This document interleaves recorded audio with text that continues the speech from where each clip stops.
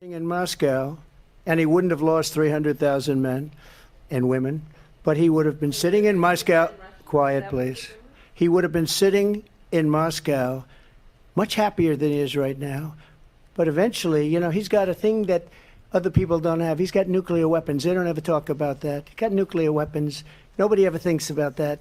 And eventually, maybe he'll use them, and maybe he hasn't been that threatening, but he does have that.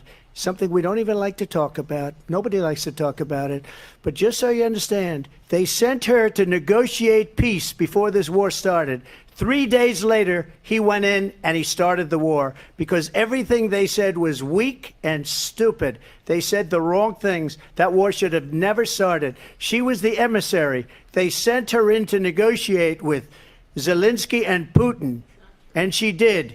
And the war started 3 days later. And that's the kind of talent we have with her. She's worse than Biden. In my opinion, I think he's the worst president in the history of our country. She goes down as the worst vice president in the history of our country. But let me tell you something.